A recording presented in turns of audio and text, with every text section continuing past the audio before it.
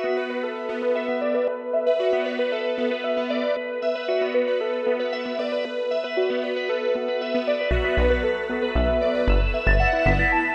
اللہ الرحمن الرحیم۔ السلام علیکم ناظرین۔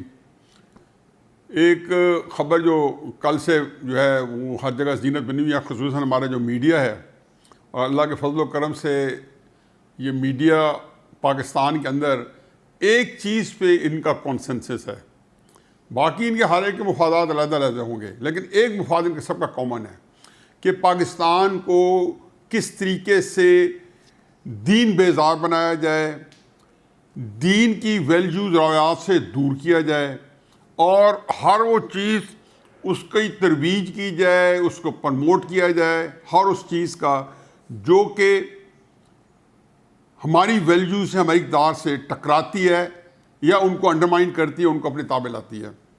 اب چھوٹا سا واقعہ ہے، اس طرح کہ روزانہ واقعات ہوتے رہتے ہیں، چھوٹا تو نہیں بڑا واقعہ ہے، اور وہ یہ ہے کہ اسلام آباد کے اندر وفاقی حکومت نے ٹیچرز کے لیے ڈریس کوڈ بنا دیا ہے۔ مجھے یاد ہے کہ میں امریکہ میں تھا تو ایک ہماری ٹیچر جو ہے، چونکہ جس یونیورسٹی میں تھا اس زمانے میں ابھی وہاں ڈیکورم تھا، تو وہ جین پہن کے اور ٹی شرٹ پہن کے آئی تھی، تو انہوں نے کہا جی تم اسٹوڈنٹس کی طرح ڈریسڈ اپ کیوں ہو؟ اس نے چیئر پرسن نے کہا، وہ نے کہا آپ ٹیچر ہو، آپ اسٹوڈنٹ ہو، اور وہاں پہ اکثر ہمارے پروفیسر جو تھے اس زمانے میں باقاعدہ سوٹ اور ٹائی کے ساتھ آتے تھے، بڑا کم ہے کہ وہ کوٹ اتار کے آئے یا ٹائی اتار کے آئیں، مگر اکثر اس طرح آتے تھے، اور یہ ٹیچرز کا تھا۔ اب اگر آپ نے ڈریس کوڈ بنا دیا ہے، اور میں کہتا ہوں ماڈسٹی کے لیے بنا دی ہے، تو کیوں ہمارے سارے کے سارے میڈیا کے مختلف جگہوں پہ تکلیف ہے؟ ایسے بولتے ہیں ایک ردم کے ساتھ کہ جیسے کوئی قیامت آ گئی ہے۔ Why not? ہماری اپنی ویلیوز ہیں، ہماری اقدار ہے، ہمارا اپنا ڈریس ہے، اور وہ اس کے لیے اس کی چاہے مرد ہو چاہے عورت ہو، اس کے لیے خاص تعین کیا ہوا ہے، ہماری قرآن حدیث اور ساری ہماری ویلیوز نے کیے ہوئے ہیں۔ لیکن بہرحال قرآن حدیث کا نام آتا ہے تو ایسے چہرے پہ ناگواری آتی ہے، نعوذ باللہ نعوذ باللہ، آپ دل سے کیوں نہیں کہتے؟ وہ بھی ڈرتے ہیں اللہ میاں سے، کچھ نہ کوئی تو خدا کا خوف ہے، لیکن جو عملاً جو پریکٹسز ہیں وہ ساری دین بیزاری کے ہیں۔ پھر ساتھ ایک اور چھوٹا سا واقعہ ہے، اور وہ بھی کل کی خبر ہے، کل انفیکٹ یہ عیاں ہوئی ہے کہ پورے پاکستان کے اندر جتنے لیسکو ہے، میپکو ہے، جتنی ڈسٹریبیوشن کمپنی ہے، یہ جو بل ہیں ان میں لاکھوں اربوں کا ڈاکہ ہے۔ اچھا، ڈاکہ عام آدمی نہیں ہے، ڈاکہ غریب آدمی پہ ہے۔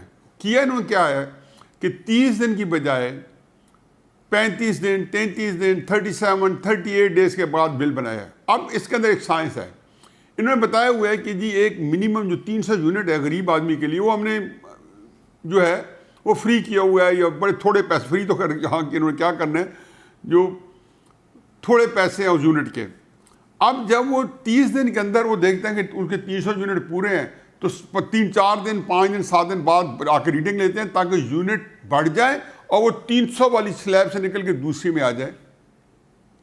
اس طریقے سے ہر بندہ جو ہے اس کی سلیب فرق ہوتی جا رہی ہے، اور اس میں انہوں نے اربوں روپے کا ڈاکہ کیا، اور اس کے اوپر یہ جس کوئی تحقیقاتی ادارے ہیں انہوں نے یہ پکڑ لیا ہے کہ جی یہ اس طریقے سے واردات ہو رہی ہے۔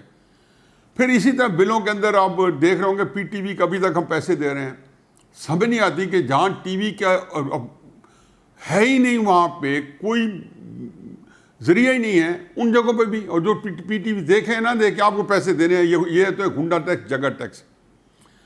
اور تیسرا جو انہوں نے شروع کیا ہے، یہ بھی ایک ہفتے 10 دن کی پرانی کہانی ہے، اور یہ چل رہی ہے کہ کسی کو پتہ ہی نہیں چلا، اور ہر پاکستان کے ریٹیلرز کو، بڑے سٹور چھوٹے سٹور کو اکراس دی بورڈ کہا گیا ہے کہ آپ 1% بل کے اوپر زیادہ لیں، یعنی کہ اگر آپ کا بل 10,000 کا بنتا ہے مہینے کی گروسری کا، تو اس میں سے 100 روپے وہ آپ سے کاٹ رہے ہیں۔ آپ اندازہ لگائیں کہ یہ اربوں روپے کی سوداگری ہوتی ہے۔ غریب آدمی جہاں 5-4 ہزار کا لیتا ہے، امیر آدمی وہاں پہ 30-40 ہزار کا سودا مہینے کا لیتا ہے، یا 50,000 لاکھ کا۔ تو یہ جب بنتا ہے، یہ ارباہ میں بنتا ہے، اور یہ ٹیکس جو ہے کہتے ہیں 17-18-20 ارب روپیہ جو ہے اسی مد کے اندر ٹیکس ان کا اکٹھا ہو جانا ہے۔ اب کس کھاتے میں؟ ہر چیز پہ ٹیکس لگا ہوا ہے، کوئی چیز آ رہی ہے، جو کچھ ہے، دودھ ہے، دہی ہے، کوئی ڈبہ بازار کے اندر جتنا ہے اس کی ٹیکس لگے، اس کے اوپر جب ہے پھر 1% کا ٹیکس۔ تو ایک عجیب و غریب گنڈا گردی ہے. اور آخری چیز جو ہے وہ طالبان نے کل اپنی حکومت کا اناؤنس کر دیا ہے. 12 انہوں نے سرپرائز دیا ہے, اور سرپرائز کے ساتھ ان کے اندر جو ایک کمٹمنٹ ہے کہ وہ جس لائن کو انہوں نے پچھلے 27 سال سے 28 سال سے ٹو کرنا شروع کیا ہے, پھر ان کو اقتدار ایک دفعہ ملا, اب دوسرا ملا ہے, اس سے وہ بالکل نہیں ہٹے. یہ ضرور ہے کہ تدبر, فہم, فراست اب زیادہ کھل کے سامنے آ رہا ہے, اور دنیا کے ساتھ ان کو کمیونیکیٹ کرنے کا فن بھی آ گیا ہے, اپنا نقطہ نظر بھی سامنے لا کے رکھا ہے. لیکن یہ نہیں ہے کہ جو پریشر ڈالا گیا تھا ویسٹ کی طرف سے, امریکہ کی طرف سے, ہر طرف سے کہ اس طرح کی حکومت بناؤ, اس طرح کی حکومت بناؤ. ہر ملک کا ایک انٹرسٹ تھا, پڑوسی ملکوں کے اپنے اپنے انٹرسٹ تھے. پاکستان کے DGISI کے شاید دورے کا مقصد ہی یہی ہو کہ گلبدین حکمت یار کو حکومت میں شامل کرایا جائے. اس کا مطلب ہے کہ DGISI کے دورے کا جو مقصد تھا گلبدین حکمت یار کو, حزب اسلامی کے سربراہ کو یا ان کی جماعت کو حکومت کا حصہ بنانے کے, تو پہلے مرحلے میں جو کہ ایک انہوں نے عبوری حکومت بنائی اس میں تو وہ فارغ ہو گئے. اس طرح رشین کا تھا جی کہ تاجکس کو, اور جو ان کے اصل رسوم میں لیڈرز ہیں, کسی طریقے سے رشید دوستم وغیرہ جو کہ تاجکستان میں میرے خیال بارڈر کراس کر گئے, ان کو اکوموڈیٹ کیا جائے, وہ بھی نہیں کیا. انہیں بڑے آرام سے انہوں نے کہا جی ہم نے اپنی مطابق, اور جو ہم نے کوئی پلیٹر میں نہیں لی حکومت, جس طریقے سے ڈیزی کٹر بم مار کے, اور جس طریقے سے وہ کہتے ہیں مدر اور بمس, اور پورے افغانستان کے ایک جس کو کہنا چاہیے کہ 2-2.5 لاکھ روپے کے گھر کو 10-10 کروڑ, 15-15 کروڑ, 20-20 کروڑ کے ایک بم نے گرایا اور اس ان کو توڑا. جس کو کہتے ہیں ہم نے اتنا خرچہ کیا $3 ٹریلین, یہ بربادی میں کیا. ان غریب لوگوں کے گھر اجاڑتے رہے اور ان کو بم مارتے رہے. تو یہ طالبان کی حکومت نے چھین کے پھر بون میں جا کے کرزئی کی حکومت قائم کی تھی. بون کا ہے جرمنی میں, اور یہاں سے پہلے ایک عبوری حکومت جو بنائی تھی وہ ایک اور تھی جس میں کوئی عجیب و غریب لوگ تھے, وہ امریکن سے کوئی فلاں تھے, اور چند دن بعد بون سے جا کے حکومت بنا کے کرزئی کو یہاں بٹھایا, پھر الیکشن کروایا. اپنے لیے آپ اس طرح کا طریقہ کار اختیار کریں کہ پہلے بم ماریں اور پھر جا کے جرمنی میں جا کے حکومت بنائیں افغانستان کے ملک کی, اور فیصلے کریں, اور پھر آگے بٹھاتے ہیں اور لوگوں کو کہیں کہ اس کو یہ آئین اور طالبان کے حامیوں کو ساروں کو اٹھا کے آپ جلاوطن کر دیں, ڈسپلیس کر دیں, IDP بن جائیں, اپنے ملک کے اندر ہی جو ہے وہ تارک وطن ہو جائیں, گھروں سے نکل جائیں, اور پھر الیکشن کریں اور ان کو افغانوں کے اوپر 20 سال مسلط رکھیں. تو انہوں نے بڑی اسٹرگل اور طویل جدوجہد کے بعد یہ لیا ہے.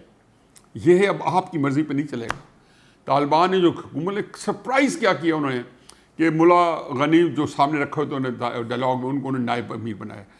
لیکن سب سے بڑی سرپرائز یہ ہے کہ وزیر اعظم بنایا حسن آخوند کو, اور بتایا کہ ہبت اللہ جو ہیں ان کے امیر المومنین, وہ اب ان کی جو بڑی جو جس کو کہنا چاہیے کہ جو بڑا شورائی نظام ہوگا اس کو ہیڈ کریں گے, اور یہ حکومتی اہلکار ہوں گے. وزیر اعظم منتظم اعلیٰ ہوگا مملکت کا, اور وہی لوگوں سے انٹریکٹ کرے گا, اور سارے فیصلے جو ہے امیر المومنین کی جو ایک کور ہوگی, بالکل ایرانین سٹائلی ماڈل ہے, جہاں پہ آیت اللہ خمینی صاحب سے شروع ہے, آج کل خامنئی صاحب ہیں سپریم لیڈر, اس طرح وہ سپریم لیڈر ہوں گے امیر المومنین. اور باقی جو ہے نظام حکومت ہے جس میں ملا عمر کے بیٹے یعقوب کو بھی ایڈجسٹ کر دیا گیا ہے, اور سب سے اہم جو ہے جلال الدین حقانی صاحب کے بیٹے سراج الدین حقانی, جو حقانی نیٹ ورک کے آج کل انچارج ہیں, ان کو وزیر داخلہ بنایا ہے. اسی طریقے سے عبدالسلام غنی صاحب کو وزیر خارجہ بنایا, یہ بھی ان کے بہت پرانے 27 سال کے جو بندے آئے ہیں. ان کے ایک چیز کامن ہے کہ طالبان کی 27 سالہ سٹرگل میں وہ ان کے شانہ بشانہ کھڑے تھے اور وہ آگے لے کے آئے ہیں. حکومت انہوں نے پہلے بھی چلا لی تھی, ملک کے اندر انہوں نے لا اینڈ آرڈر ایسا کر دیا تھا کہ کرائم زیرو ہو گیا تھا, پوسٹ کی کاسٹ جو ہے وہ 0 کر دی تھی, جس کے لیے سارے لوگوں کی کمائی تھی, وہاں پہ ساری چیزیں ختم کر دی, ڈرگس ختم کر دی تھی, امن و امان آ گیا تھا, اسلحہ لوگوں سے واپس لے لیا تھا. ابھی بھی انشاءاللہ اسی طرح کریں گے. پاکستان افغانستان کی حد تک اس وقت ہی بہترین حکومت تھی, اب انشاءاللہ اس سے بہتر ہوئے گی. پاکستان کے لیے بھی آسودگی رہے گی, کیونکہ انہوں نے جو سراج الدین حقانی ہیں وزیر داخلہ ہیں, اور چونکہ پاکستان کے ان کے تعلقات جو ہیں بہت ہی گہرے ہیں, ان کے والد جلال الدین صاحب کے بھی, اور پھر وہ سارے پڑے ہوئے ہیں نوشہرہ میں, مولانا سمیع الحق صاحب کے جو والد تھے ان کا مدرسہ پھر سمیع الحق صاحب کا جو چلا رہا ہے حقانیہ مدرسہ حقانیہ اس سے پڑھے ہوئے ہیں. تو میرا نہیں خیال کہ سراج الدین حقانی وہاں وزیر داخلہ ہوں اور وہاں سے کوئی تحریک طالبان والے آپریٹ کر سکیں. تو یہ ایک اچھی پاکستان کے لیے بہت ہی اچھی کیبنٹ بنی ہے. لیکن یہ ذہن میں رکھیں کہ کیسے عجیب بات ہے کہ ہمارے DGISI گلبدین حکمت یار کو یا 2-3 اور کو ایڈجسٹ کروانے کے لیے گئے تھے امریکیوں کے کہنے پہ. شاید کرزئی کا بھی انہوں نے سفارش کی ہو, عبداللہ بھی کی ہو, اور طالبان کی دیکھیں. یہ مجھے یاد آ رہا ہے کہ 1998 کے اندر جب طالبان کو امریکہ نے پوری پاکستان کو کہا کہ ان کی مدد کو انسٹال کرو اور سعودی عربیہ, دبئی اور پاکستان سے ان کو تسلیم کروایا اور فوراً پروجیکٹ دے دیا. سعودی عرب امریکہ کی تھی یونیکیل کمپنی, کئی دفعہ ذکر کر چکا ہوں, سعودی عرب کی ڈیلٹا آئل کمپنی, انہوں نے مل کے اور ترکمنستان سے وہاں سے گیس پائپ لائن پاکستان کے تھرو افغانستان سے آنی تھی اور پاکستان کے تھرو آگے جانی تھی امریکہ, اور سارا انہوں نے ان ریسورسز تک پہنچنا تھا. تو طالبان نے جب معاملہ ہوا تو انہوں نے کہا نو سر. لیکن وہ یقین ہے کہ چائنا کے ساتھ ان کا معاملہ مختلف ہوگا, اور مجھے امید ہے کہ ایران کے ساتھ بھی ان کا مختلف ہوگا. اس دفعہ ایران کے ساتھ ان کا زیادہ اچھا قربت ہوگی. ترکی, چین اور ایران جو ہے شاید اگلے چند دنوں میں اگر طالبان کو تسلیم کر لیں تو مجھے حیرت نہیں ہوگی. پاکستان البتہ نہیں کرے گا, کیونکہ پاکستان کے اوپر امریکہ کا ابھی بھی ایجنڈا امریکہ کا ہی فالو کر رہا ہے. ان کے ساتھ جو کمیونیکیشن کر رہا ہے امریکہ کے گائیڈنگ پرنسپلز ہیں ان کے تحت ہی کر رہا ہے. اور طالبان جو ہیں کم از کم امریکہ کے معاملے میں اب پہلے سے زیادہ ہوشیار اور کلیور ہیں. ان کی ایک نہیں چلے گی. امریکہ جنگ ہار چکا ہے, طالبان جنگ جیت چکے ہیں, اور جیتنے والے ہمیشہ اپنی مرضی کرتے ہیں. اللہ تعالیٰ اس حکومت کو پھلتا پھولتا رکھے اور اس کو مسلم امہ کے لیے ایک مثالی حکومت کے طور پہ سامنے لائے. وما علینا البلاغ.